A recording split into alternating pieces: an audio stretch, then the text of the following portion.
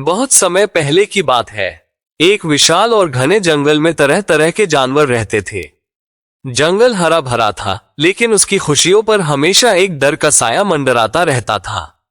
उस डर की वजह था एक बेहद ताकतवर और निर्दयी लकड़बग्घा। उसका नाम सुनते ही छोटे बड़े सभी जानवर कांप उठते थे। कोई भी जानवर उसके सामने आने की हिम्मत नहीं करता था, क्योंकि जो भी उसकी नजर में आ जाता उसका बचना लगभग असंभव होता। हर दिन जंगल में एक अजीब सा नियम बन गया था। सुबह और शाम जानवर जल्दी जल्दी अपना भोजन खोजते और दोपहर होने से पहले अपने घरों में छिप जाते। पूरा जंगल जानता था कि दोपहर के समय लकड़बग्घा शिकार पर निकलता है। एक दिन दो दोस्त, एक गधा और एक हिरण, दोनों घास चरते हुए बातें कर रहे थे। गधे ने कहा, दोस्त थोड़ा आराम कर लेते हैं, सुबह से चलते चलते थक गया हूँ।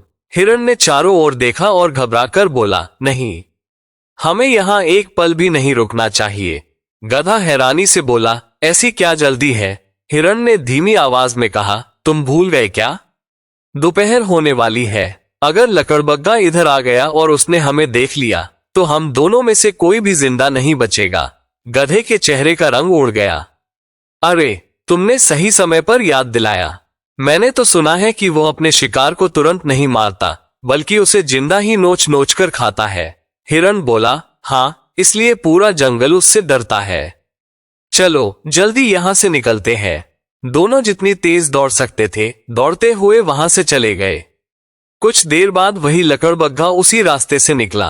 वो धीरे धीरे चलता हुआ हवा को सूंघ रहा था। उसने गुस्से से कहा, अजीब बात है, पहले इस रास्ते में बहुत जानवर दिखाई देते थे, अब सब गायब हो जाते हैं। लगता है पूरे जंगल को मेरे शिकार पर निकलने का समय पता चल गया है। अगर ऐसा ही चलता रहा तो मुझे अपना समय बदलना पड़ेगा। इतना कहकर वो वापस अपनी गुफा की ओर चला गया। उधर जंगल के दूसरे हिस्से में एक बकरी अपने 3 बच्चों के साथ घास खा रही थी। वो बार बार आसमान की ओर देख रही थी। बच्चों, जल्दी जल्दी खाना खा लो, हमें दोपहर होने से पहले घर पहुंचना है। एक छोटे बच्चे ने मासूमियत से पूछा, माँ, हम रोज इतनी जल्दी क्यों लौटते हैं? बकरी ने अपने बच्चों को प्यार से पास बैठाया और बोली, क्योंकि इस जंगल में एक बहुत खतरनाक लकड़बग्घा रहता है। वो किसी पर भी दया नहीं करता। अगर उसने हमें देख लिया तो हम में से कोई भी बच नहीं पाएगा। दूसरे बच्चे ने पूछा, क्या जंगल के राजा भी उससे डरते हैं? बकरी कुछ पल चुप रही, फिर बोली, राजा बहादुर है, लेकिन वो लकड़बग्घा बहुत चालाक और ताकतवर है। पूरे जंगल में अभी तक कोई उसे रोक नहीं पाया है। बच्चों के चेहरे पर डर साफ दिखाई देने लगा। बकरी बोली, इसलिए याद रखना, जब भी सूरज सिर के ऊपर आ जाए कभी भी घर से बाहर मत निकलना। उसी समय दूर पहाड़ी पर खड़ा लकड़बग्घा उन सबको देख रहा था। वो मन ही मन हंसने लगा। अगर सारे जानवर मेरे समय को जान गए हैं तो अब मैं भी अपना तरीका बदलूंगा। कल से मैं दोपहर नहीं बल्कि सुबह शिकार पर निकलूंगा, तब किसी को संभलने का मौका भी नहीं मिलेगा। उसकी आंखों में एक खतरनाक चमक दिखाई दे रही थी। उसे पूरा विश्वास था कि अगले दिन पूरा जंगल उसकी नई चाल से अनजान होगा। अगली सुबह सूरज की पहली किरणें जंगल में फैली ही थीं। सभी जानवर निश्चिंत होकर अपने अपने घरों से बाहर निकल आए, क्योंकि उन्हें पूरा विश्वास था कि लकड़बग्घा तो हमेशा की तरह दोपहर में ही शिकार पर निकलेगा। बकरी भी अपने तीनों बच्चों को लेकर जंगल के हरे भरे मैदान में घास चराने पहुंची। एक बच्चा खुशी से बोला, माँ, आज तो जंगल कितना शांत लग रहा है। बकरी मुस्कुराकर बोली, हाँ बेटा, सुबह के समय डरने की कोई बात नहीं होती।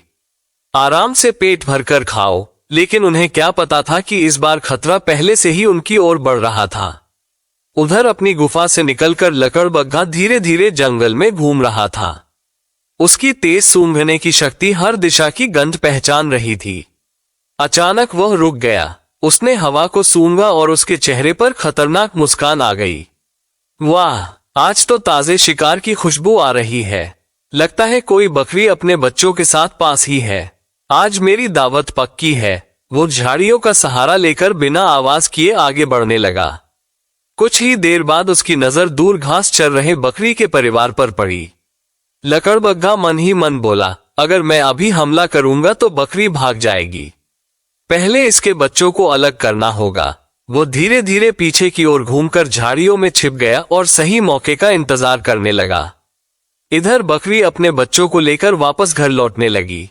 बस इसी मौके का इंतजार लकड़बग्घा कर रहा था। वो बिजली की तरह झाड़ियों से बाहर निकला। छोटे बकरी के बच्चे को कुछ समझ में आता उससे पहले ही लकड़बग्घा उसे उठाकर जंगल के अंदर भाग गया। कुछ देर बाद बकरी अपने घर पहुंची। उसने बच्चों की गिनती की तो उसका सबसे छोटा बच्चा गायब था। उसकी सांसें तेज हो गईं। अरे, मेरा सबसे छोटा बच्चा कहाँ है? बकरी रोती हुई वापस जंगल की ओर दौड़ी। वो अपने बच्चे को हर जगह ढूंढने लगी। कुछ दूर जाने पर उसे जमीन पर छोटे छोटे खुरों के निशान दिखाई दिए।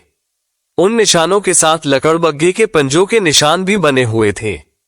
बकरी का दिल बैठ गया। वो कांपते हुए उन निशानों के पीछे पीछे चलने लगी।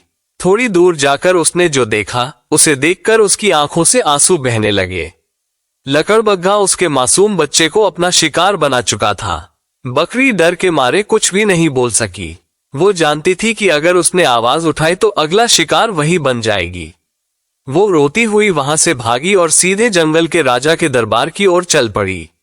राजा के सामने पहुंचते ही वो फूट फूट कर रोने लगी। महाराज, मेरी सहायता कीजिए। उस निर्दयी लकड़बग्घे ने मेरे मासूम बच्चे को मार डाला। अगर उसे आज नहीं रोका गया तो वो पूरे जंगल को बर्बाद कर देगा। दरबार में सन्नाटा छा गया। राजा ने गंभीर स्वर में कहा, डरो मत। जब तक मैं इस जंगल का राजा हूं, किसी निर्दोष के साथ अन्याय नहीं होने दूंगा। उन्होंने तुरंत अपने महामंत्री को बुलाया और आदेश दिया, अभी जाओ, उस लकड़बग्घे को हमारे दरबार में लेकर आओ, चाहे उसे समझाकर लाओ या पकड़कर। महामंत्री ने सिर झुकाया और तुरंत लकड़बग्घे की गुफा की ओर चल पड़ा। महामंत्री तेजी से जंगल के उस हिस्से की ओर बढ़े जहां लकड़बग्घा रहता था।